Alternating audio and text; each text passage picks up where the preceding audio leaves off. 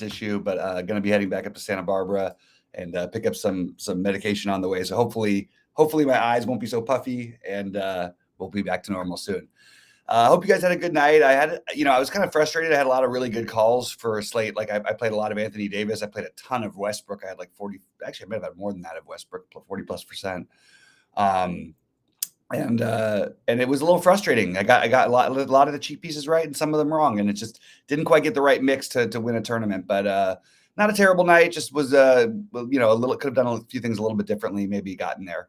I'm going to share my window and we're going to go through game by game just as a first look.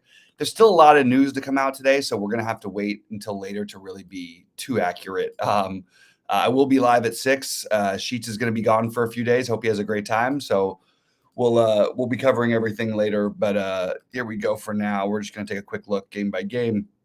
Toronto on the back-to-back after the big win against Milwaukee last night. Wow. Toronto just smoked Milwaukee. I mean, that was kind of surprising. Milwaukee doesn't look right at all to me. Anyway, on to this game. So, you've got it as a 6-point spread on SaberSim. In reality, I think it's actually 7 by Philly. We'll see what it ends up at later today. Assuming everybody plays for Toronto, I have everybody rated to sort of be a decent play, but nobody you need to have.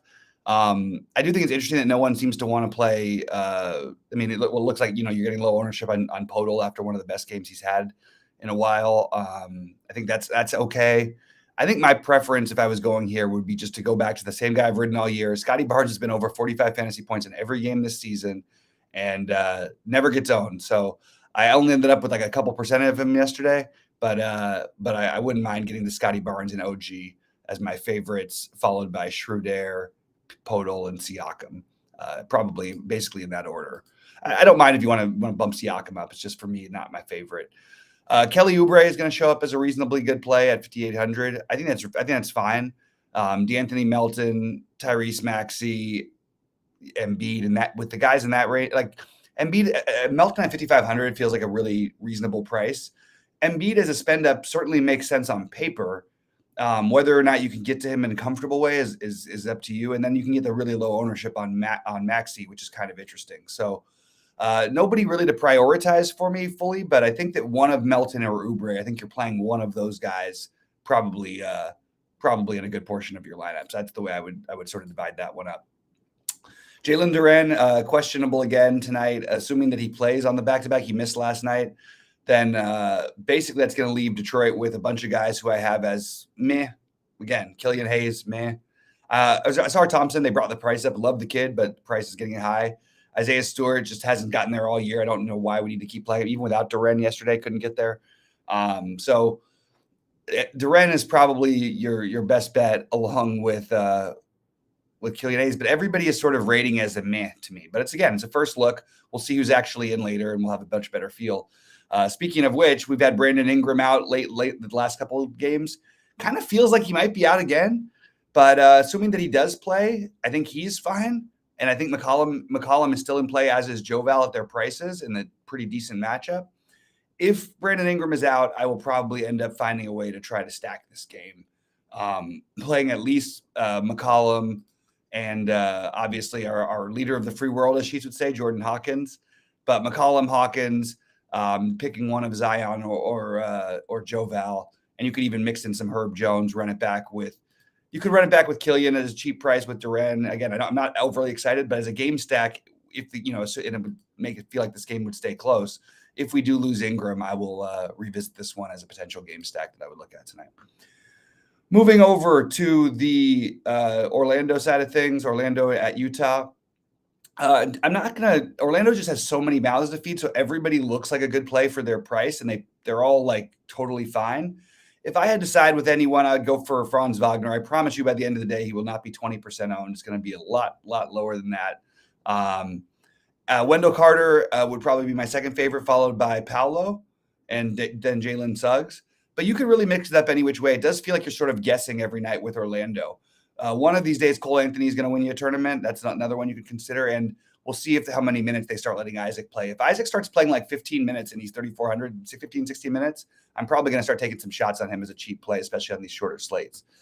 I think you're going to have Utah as being one of the higher owned teams tonight. Back to back, we've got some guys not sure if we're sitting or not. We'll get a better feel for it later today. But the price on Collins and the price on Clarkson are a little too good to ignore. So I think those are where you start from. I think THT would be the next guy for me, and then Lowry Markkinen, always low on these small slates, might be worth taking a shot on the 9K Lowry Markkinen. We've seen him pay off that price over and over again, and people aren't going to be doing it. I also think Sexton, which he put up a big game last night.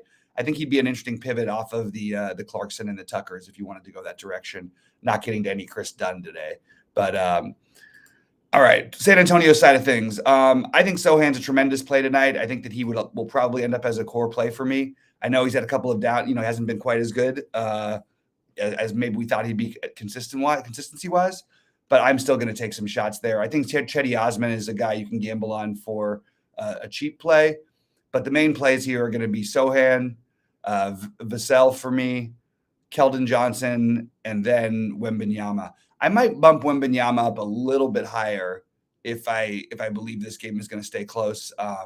But Sohan is my favorite for sure. On the other side, you have Okogie and Nurkic. It's really hard to argue against these guys. We've seen this matchup, and then I think also look, you have a short slate. Kevin Durant is going to be very low owned, but we're expecting Booker back. Really hard to know how to I don't think you're going to play Kevin Durant if Booker's back. Obviously, I actually think Booker is in play. But I'm probably going to still side with the Nurkic Okogie side of things. So a lot to figure out. It's early in the day. I do like doing these videos better when I'm doing them with sheets because it's a lot easier to have the back and forth and talk about different possibilities. But we like to leave you guys with at least something, even on these short slates. So wanted to do just a little intro for you. If you don't mind giving us the like, the thumbs up, we really appreciate it. I'll have much more concrete stuff later. I'll have all my content, all my priority plays, my early builds, my exposures, and all that stuff out a little bit later, as well as my bets of the day. And just a reminder, the bets have been on fire this season, so I suggest you guys come on board and check out what we have at TrueDFS, 25% off the first month with promo code BobbyFi NBA. And good luck to everybody out there today. I hope to see you guys at the top of the leaderboards, and I will see you live at 6 for basketball, live at 7 Eastern for football. And then I'm recording with Rody for Sunday. So busy night for the DFS streets, but it's going to be a fun one. So good luck, everybody, and we'll see you at the top of the